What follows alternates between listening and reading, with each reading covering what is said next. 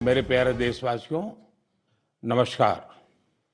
हमारे जीवन में कुछ तारीखें ऐसी होती हैं जिन्हें याद रखने के लिए कैलेंडर देखने की जरूरत नहीं पड़ती।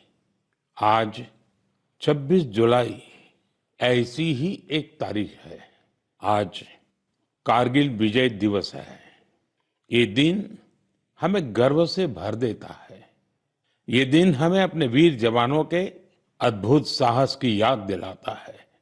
कारगिल की ऊंची ऊंची चोटियां, कठिन मौसम, दुश्मन की चुनौती, हर परिस्थिति हमारे सैनिकों के सामने थी, लेकिन उनका हौसला हर चुनौती से बड़ा था। उन्होंने मां भारती की रक्षा के लिए अपना सर्वस्व अर्पित कर दिया।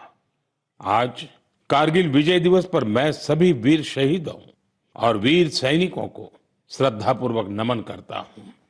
साथियों, आज का भारत अपने वीरों को सिर्फ याद ही नहीं करता, बल्कि नई पीढ़ी तक उनकी गाथा भी पहुंचाता है। इसी भावना से इस वर्ष एक विशेष शौर्य विजय यात्रा निकाली गई है। 14 जुलाई को दिल्ली के नेशनल वॉर मेमोरियल से शुरू हुई ये मोटरसाइकिल यात्रा द्रास के करगिल वॉर मेमोरियल तक पहुंचेगी। इसका संदेश है one ride, one nation, one salute. ये यात्रा हमें याद दिलाती है कि राष्ट्र के लिए दिया गया बलिदान कभी भुलाया नहीं जा सकता। साथियों, आज भारत अपने सैनिकों के साहस के साथ साथ अपनी तकनीकी क्षमता को भी लगातार मजबूत कर रहा है। कुछ दिन पहले भारतीय नौसेना में आईएनएस महेंद्रगिरी शामिल किया गया। यह आधुनिक जंगी जहाज भारत में ही डिजाइन किया गया है, भारत में ही बना है। इसमें 75% से अधिक स्वदेशी सामग्री का उपयोग हुआ है। यह आत्मनिर्भर भारत की बढ़ती शक्ति का प्रतीक है। इसी महीने डीआरडीओ ने Pinaka long range guided rocket का भी सफल परीक्षण किया।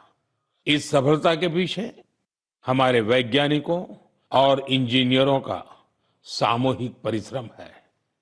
2-3 दिन पूर्व ही डीआरडीओ ने कुशा मिसाइल का भी सफल परीक्षण किया है। साथियों, आज रक्षा उत्पादन हो, रक्षा निर्यात हो या मित्र देशों के साथ राजनीतिक सहयोग, भारत लगातार नई ऊंचाइयों की ओर बढ़ रहा है।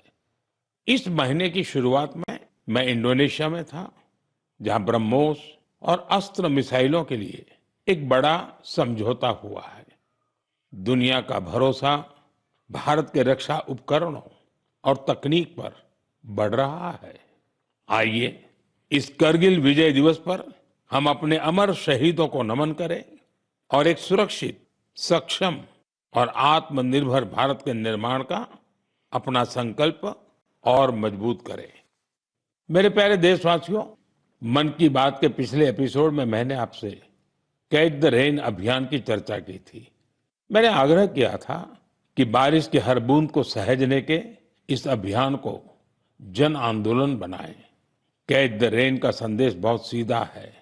जहां बारिश गिरे, जब बारिश गिरे, पानी को वहीं सहेजिए। इसलिए 4 जुलाई से देश भर में एक विशेष अभियान भी चलाया जा रहा है।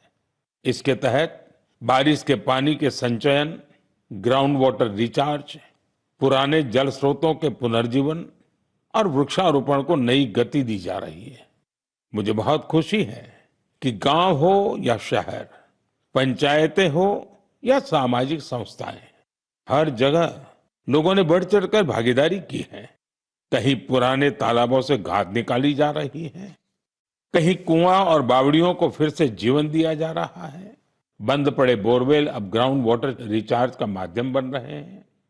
साथियों, मध्य प्रदेश के सीधी जिले में करीब 1,500 तालाब बनाए गए हैं। नरसिंहपुर में अमृत सरोवरों को संवारा गया है। महाराष्ट्र के नासिक में बड़ी मात्रा में पानी सहेजने की क्षमता विकसित हुई है। आंध्र प्रदेश के नंदयाल में सभी ग्राम पंचायतें इस अभियान से जुड़ी हैं और पुराने तालाबों को फिर से उपयोगी बनाया गया है। हमारे शहर भी पीछे नहीं है। छत्तीसगढ़ के कोरबा, उड़ीसा के भुवनेश्वर और आंध्र प्रदेश के विजयनगरम इस अभियान के उत्साहजनक परिणाम दिखाई दे रहे हैं। आइए हम भी अपने आसपास किसी एक तालाब, कुएं या बावड़ी की जिम्मेदारी लें, पानी की हर बूंद बचाएं। आज बचाई गई हर बूंद आने वाली पीढ़ियों के भविष्य की सबसे बड़ी पूंजी है।